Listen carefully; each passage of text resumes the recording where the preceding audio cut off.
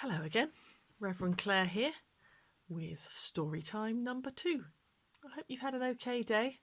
It was chilly today, wasn't it? Perhaps you managed to get outside. I hope you kept your distance from other people. I'm sure you did.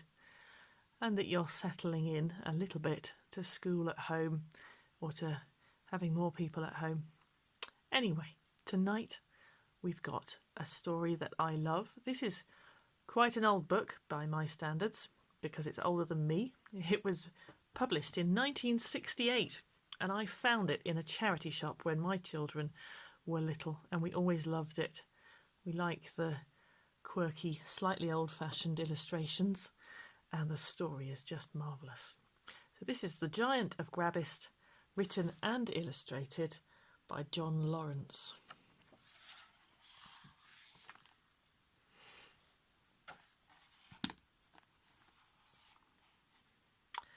Long ago, there lived on the edge of Exmoor in Somerset a young man named Joshua Crocombe. He had a horse and cart. He and his dog travelled about the countryside selling fish caught by his old uncle Elijah and the other fishermen. It was a slow business, and Joshua did not make much money at it. But he enjoyed giving his customers the latest news. "Have you anything to tell us?" the villagers always asked him. One day Joshua had some particularly startling news to tell to all the villagers. The giant of Grabbist was on its way from Cornwall. "The giant?" people said. "What a calamity!" Excuse my Somerset accent, but I can't resist trying. Sure enough, the next day the giant of Grabbist appeared. Everyone was frightened. My word, look at the size of him. Look, he's many times taller than these houses, twice as tall as the church tower. They're all running away. But they need not have feared, for the giant seemed to be a peaceful enough fellow. He found the air of Exmoor agreeable and settled himself down quietly on a hill with his pipe. The villagers came back and watched and waited. Soon they noticed a change in their affairs. Sheep thieves and outlaws took one look at the giant and fled away empty-handed. The cows and sheep grew fatter. Even the children went to bed when they were told.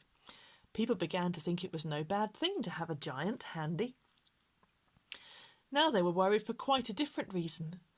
"Just look at the state of his clothes," they said. "He must be freezing." All the wives feared that the giant would catch cold. They had another worry too. "Whatever does the poor fellow feed on?" they asked one another.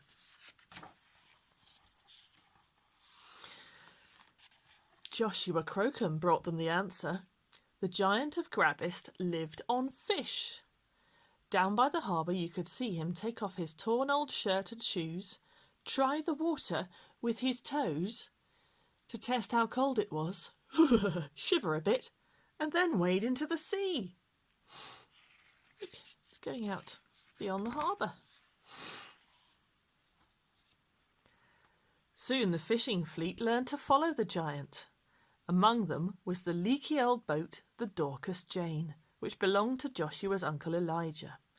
Sometimes Joshua sailed in her too. She was always the last to leave harbour.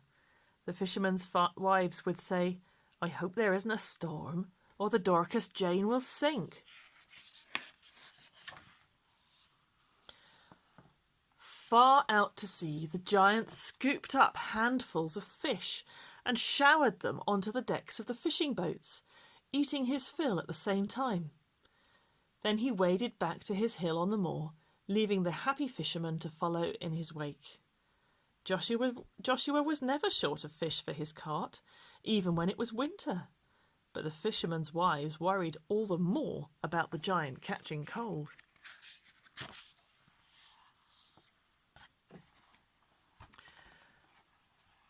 One wild winter day, the fishing boats put out to sea. The giant loaded them with fish as usual and walked home to smoke his pipe. The weather got worse and worse. Soon there was a storm, and the fishing boats sailed back to the harbour. All except the Dorcas Jane. She was too slow and leaky. Joshua and his Uncle Elijah watched the waves grow higher and higher. It was the most terrible storm they had ever seen. The roar of the wind alarmed the giant of Grabbist. From his hill he counted the boats as they entered the harbour. One of them was missing. It was the Dorcas Jane. The giant waded into the sea, brushing aside the great waves. Where was the poor Dorcas Jane? The giant found her just as she was sinking. Joshua and Uncle Elijah had given themselves up for lost. The giant gently picked the boat from the stormy seas and waded ashore. He smiled, and it was the first time anyone had seen him look really happy. Joshua and his uncle waved thankfully to the fishermen and their wives. They were safe.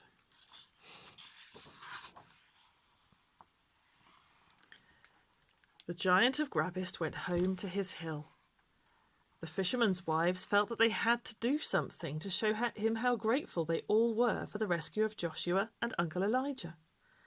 That evening and all through the night they busied themselves. Instead of mending the nets, they knitted. Even the children helped. Look, somebody's hiding there.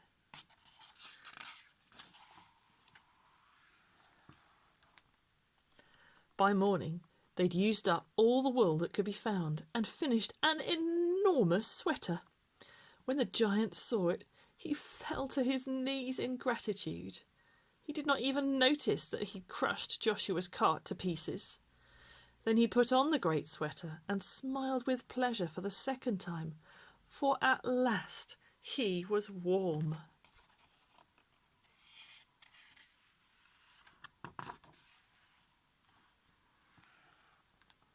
Joshua looked sadly at his broken cart, lying beside the storm-battered Dorcas Jane. The cart was useless, and the boat would never again go to sea to catch fish. What could he do? The giant was smoking his pipe warmly and contentedly on his hill. Then he saw what had happened, and in 2 great strides he was standing above Joshua. For the 3rd time the giant of Grabbist smiled, and for the very first time he spoke. "I will help you sell your fish as well as catch it," he said.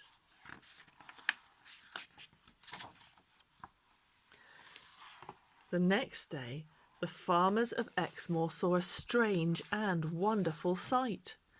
Joshua Crocombe and his dog were sitting inside the Dorcas Jane, safely tucked under the giant's arm as he strode about the countryside. Every now and then he stopped to lower the old boat, allowing Joshua and his dog to step out.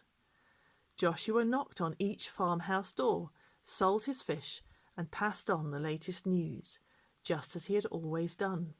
But now he travelled much faster.